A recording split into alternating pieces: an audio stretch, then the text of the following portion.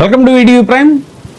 పవన్ కళ్యాణ్ గారు చంద్రబాబు నాయుడు గారు 1-to-1 కూర్చుని సుదీర్ఘంగా భేటీ అయ్యారు. చాలా విషయాలు చర్చించారు అనేటువంటిది బయటకు వస్తున్నటువంటి విషయం. కానీ ఏం చర్చించారు అనేటువంటిది మాత్రం బయటికి ఎక్కువ రాలేదు. కానీ రాష్ట్రంలో అనేక సమస్యలు ఇప్పుడు ఉన్నాయి, 1-2 కాదు. ఒక పక్క అంగన్వాడీ సమస్యలు కానీ ఇంకా రకరకాల సమస్యలు, పక్క తిరుమల క్షేత్రం వేదికగా జరుగుతున్నటువంటి అనేక సంఘటనలు, ముఖ్యంగా తాజాగా వెలుగులోకి వచ్చినటువంటి కొన్ని సంఘటనలు, వాటి గురించి మనం పూర్తిగా ప్రస్తావించకపోయినా అందరికీ తెలిసిన విషయమే. సాక్షాత్తు టీటీడీ చైర్మన్ బిఆర్ నాయుడు గారి మీద వచ్చినటువంటి కొన్ని అలిగేషన్స్ కాదు, అవన్నీ రికార్డెడ్ ప్రూఫ్లు కొన్ని బయటకు రావడం కూడా జరిగింది. ఏవైతే ఉన్నాయో అవి మహిళల పట్ల జరుగుతున్నటువంటి ఒకంత, అదే కాకుండా ఇంకా జనసేన పార్టీలో జరిగినటువంటి కొన్ని ఇన్సిడెంట్స్ కానీ, అక్కడ అరవిశ్రేదరు విషయంలో ఆ బాధితురాలు కానీ ఆవిడ స్వయంగా మొన్న ఈ మధ్యనే మళ్ళీ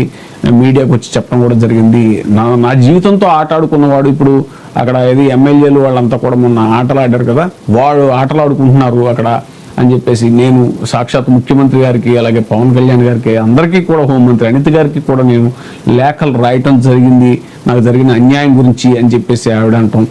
ఇలా రకరకాల సమస్యలు ఇప్పుడు ముఖ్యంగా ఉమెన్ సెంట్రిక్ గా ఉన్నటువంటి సమస్యలు ఏవైతే ఉన్నాయో రాష్ట్రంలో, ఇవన్నీ కూడా చాలా ఉండగా ఎందుకు మనం ఉమెన్ సెంట్రిక్ సమస్యల్ని పవన్ కళ్యాణ్ గారిని ముడిపెట్టి మాట్లాడాల్సి వస్తుందంటే, ఆడపిల్లకి అన్యాయం ఎక్కడ జరిగినా కూడా, స్త్రీకి ఎక్కడ అన్యాయం జరిగినా కూడా వాళ్ళ తాట ఒలిచేస్తాను, వాళ్ళని ఇది చేసి కూర్చోబెట్టేస్తాను, అది ఇది అని చెప్పేసి ఆయన చాలా గట్టిగా ఒక ఇది వాయిస్ వినిపించి మహిళలందరికీ కూడా ఒక భరోసాని ఇచ్చారు ఎలక్షన్స్ టైంలో, ఎన్నికల ప్రచారం టైంలో. కానీ మరి అలాంటి వ్యక్తి ఇప్పుడు వాళ్ళ పార్టీలోనే అనేక మంది ఎమ్మెల్యేలు కానీ, లేకపోతే కొంతమంది కార్యకర్తల స్థాయిలో, లీడర్ స్థాయిలో ఉన్నవాళ్ళు కానీ, వాళ్ళ పార్టీలోనే ఇవన్నీ కూడా వస్తుంటే, ఒక పక్క రకరకాల సమస్యలు, అక్రమ అరెస్టులు కానీ, దాడులు జరగటం కానీ, మొన్న సాక్షాత్ జనసేన పార్టీ ఆఫీస్ మీద దాడి జరిగింది. అసలు దాని గురించి ఎందుకు ఏమన్నా మరి దాని మీద చర్చించారు అన్న విషయం ఏదైనా ఉంటే కనుక అది బయటికి రాకుండా ఉంటుందా? మరి వాళ్ళ పార్టీ మీదే దాడి జరిగిన విషయాన్ని మరి మా అధినేతకి భద్రత లేదు అని వాళ్ళ జనసేన పార్టీ వాళ్ళే క్లెయిమ్ చేస్తున్న సందర్భంలో మరి దాని గురించి ఏమైనా చర్చించారా? అలాగే ఉప్పాడ మత్స్యకారులకు ఇచ్చినటువంటి భరోసా ఏమైంది? వాళ్ళకి 100 రోజుల్లో నేను ఒక పర్ఫెక్ట్ రోడ్డు మ్యాప్తో వస్తానన్నారు, దాని గురించి చర్చించారా? ఇవన్నీ ఏమీ కాకుండా ఏదో వన్యప్రాణి సంరక్షణ గురించి ఏదో మాట్లాడారు అని చెప్పేసి తెలుస్తోంది. దాని గురించి ఆ చట్టాలను ఎలా అమలు పరచాలి ఏంటి, వాటి గురించి ఆలోచించారు. ఓకే, అది ఆయన మంత్రిత్వ శాఖ కాబట్టి ఖచ్చితంగా పర్యావరణం గురించి, అలాగే అటవీ శాఖ గురించి మాట్లాడాలి, దాని గురించి ఏం తప్పులేదు. ఆ వన్యప్రాణులను రక్షించడానికి వాహనాలను కూడా ఆయన జెండా ఊపి ప్రారంభించారట, అవన్నీ ఓకే. కానీ సమాజంలో ఉన్న మృగాల గురించి ఏంటి? మీరు ఆ అడవుల్లో ఉన్నటువంటి మృగాల గురించి ఆలోచిస్తున్నారు సరే, సమాజంలో ఉన్న ఈ మృగాళ్ళు ఎవరైతే ఉన్నారో, ఆడవాళ్ళ మీద అఘాయిత్యాలు చేసేటువంటి మగాళ్ళు ఎవరైతే ఉన్నారో, మృగాల లాంటి మగాళ్ళు ఎవరైతే ఉన్నారో, మరి వాళ్ళ విషయంలో మీరు తీసుకోబోయే చర్యలు ఏంటి? మరి ఈ విషయం గురించి ఏమైనా చర్చించినట్టయితే బయటికి ఏమి మరి సమాచారం రాలేదు. మరి ఎలాగా ఇన్ని సమస్యలు ఉండగా కూడా అసలు ఏమీ లేనట్టుగా, తర్వాత మరి ఇంకా ఒక పక్క ఏదో రాజ్యసభ సీటు విషయంలో ఏదో చర్చలు జరుగుతున్నాయి, అది జనసేన, అది మన లింగమనేని రమేష్ గారికి ఇవ్వాలా, లేకపోతే మరి జనసేనని ఎంతో సపోర్ట్ చేసినటువంటి కాపు సామాజిక వర్గంలో వ్యక్తికి ఇవ్వాలా అనేటువంటి చర్చ ఒకటి జరుగుతోంది. మరి ఆ విషయంలో ఏమైనా తర్జన భర్జనలు చేశారా? రాజకీయ అంశాలు మాట్లాడారా, లేకపోతే సమస్యల గురించి మాట్లాడారా? ఒక పక్క అంగన్వాడీ సమస్యలు, మరి స్త్రీలకు సంబంధించిన ఉమెన్ వర్కర్స్ వాళ్ళ విషయంలో ఏమి అక్రమ అరెస్టులు జరుగుతున్నాయి.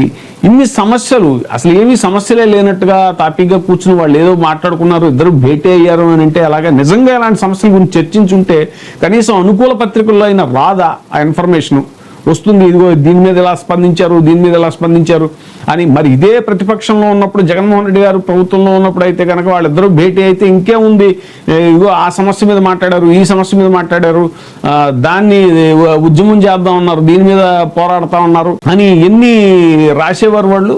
మరి ఇప్పుడు ఇన్ని సమస్యలు రాష్ట్రంలో ఉండగా, లేకపోతే అవి సమస్యలు కాదని అనుకుంటున్నారు అధినేతలు ఇద్దరు అనేటువంటిది అసలు అర్థం కాని విషయం. ఏదేమైనా సరే పవన్ కళ్యాణ్ గారు చంద్రబాబు నాయుడు గారి యొక్క భేటీ అనేటువంటిది చాలా ప్రాధాన్యత సంతరించుకునేటువంటి విషయం. ఖచ్చితంగా ఏవో చాలా ఇంపార్టెంట్ విషయాలు మాట్లాడుకుని ఉంటారు, అవి భేటీకి సంబంధించిన ఇంపార్టెంట్.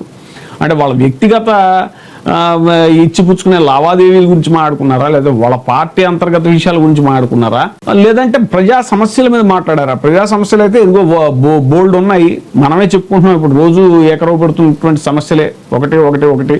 మరి తిరుమల కల్తీ నెయ్యి అంశం మీద, దాని మీద ఇంకేంటి మరి ఫర్దర్గా ఏం చేయాలి అనేటువంటి కార్యాచరణ, దాని గురించి ఏమైనా మాట్లాడారా? ఏకసభ్య కమిటీ అన్నారు, మళ్ళీ ఏమీ లేదు, చడి చప్పుడు లేదు, అంతగా కామ్గా సద్దుమణిగిపోయింది. జల్లాల్సిన బురదంతా చల్లేశారు దాని మీద. దేని మీద ఒక స్టాండ్? మీరు ఫస్ట్ సనాతన అన్నారు, దానికి ముందు ఎలక్షన్స్ టైంలో అసలు స్త్రీల సమస్యలు, ఆడపిల్లలకి ఏ సమస్యలు వచ్చినా కూడా నేను ముందుంటా అన్నారు. శాంతి భద్రతల సమస్యలు, శాంతి భద్రతలు లేక పరిశ్రమలు వెళ్ళిపోతున్నాయి అనేటువంటిది తాజాగా మనం చూస్తున్నాము. ఎన్ని పరిశ్రమలకి ఇచ్చినటువంటి భూముల్ని కూడా ప్రభుత్వం వెనక్కి తీసుకున్నట్టు, వాళ్ళకి ఇచ్చినటువంటి భూములు రద్దు చేస్తున్నట్టు జీవోలు కూడా బయటకు వచ్చాయి. దాని మీద ఏది మన ఈ ఎమ్మెల్యేలు, స్థానిక ఎమ్మెల్యేలు కానీ ఈ కూటమి నేతలే మమ్మల్ని చాలా వేధిస్తున్నారు అంటూ దాంట్లో మీ జనసేన ఎమ్మెల్యే సుందరపు విజయ్ కుమార్ గారి పేరు కూడా బయటకు వచ్చింది చాలా చోట్ల. అలాగే హెచ్చర్ల ఆ ప్రాంతంలో బీజేపీ ఎమ్మెల్యే అని, తర్వాత ఇటువైపుకి వస్తే ఆదినారాయణ రెడ్డి గారు కానీ, అటు జేసీ ప్రభాకర్ రెడ్డి గారు కానీ, ఇలా అటు సోమిరెడ్డి చంద్రమోహన్ రెడ్డి గారి పేరు కానీ, ఇలా వీళ్ళంతా కూడా అక్కడ స్థానికంగా ఉన్నటువంటి ఇండస్ట్రీస్ని, అదానీ, జిందాలు ఇలాంటి పెద్ద పెద్ద కంపెనీల వాళ్ళని కూడా వేధిస్తున్నట్టుగా, కోకోకోలా కంపెనీని, ఇవన్నీ కూడా జరుగుతున్న సిమెంట్ ఫ్యాక్టరీలు, పక్క పల్నాడు ఏరియాలో సిమెంట్ ఫ్యాక్టరీలు వేధిస్తున్నారు కూటమి నేతలు అని ఇన్ని సమస్యలు ఉన్నాయి. ఇవన్నీ కూడా మరి మీరు ఏమన్నారు? అసలు ఆయనేమో ఇంటికో పారిశ్రామికవేత్త అన్నారు చంద్రబాబు నాయుడు గారు, మీరేమో షణ్ముఖ వ్యూహంలో భాగంగా ఒక 500 మందిని ఎంపిక చేసి 15 లక్షల చొప్పున వాళ్ళకి ఇచ్చి, వాళ్ళతో పరిశ్రమలు వాళ్లే సొంతంగా సెల్ఫ్ ఎంప్లాయ్మెంట్ దీనికి ప్రోత్సహిస్తా ఉన్నారు. వాటి గురించి ఏమన్నా చర్చించారా? అసలు ఎన్ని సమస్యలు ఉన్నాయి? మీరు ఇచ్చిన మేనిఫెస్టోలో ఏం అమలు అవుతున్నాయి? ఇంకా అసలు సూపర్ 6 ఇంకా పూర్తిగా అమలు కానిటువంటి పరిస్థితి. మరి వీటన్నిటి మీద చర్చించారా? ఏం చర్చించారు? అయితే వేటి మీద చర్చించినా కూడా మ్యాటర్ బయటకు వచ్చేది.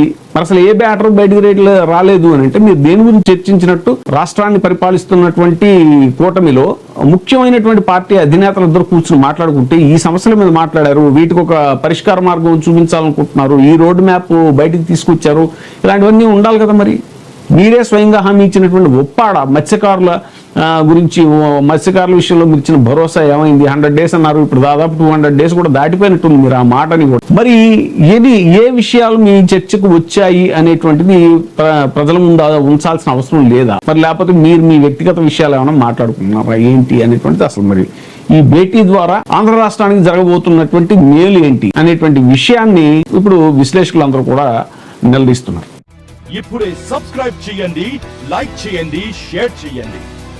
VTV ప్రైమ్, మీ ఉత్తమాభిరుచుల సమ్మేళనం.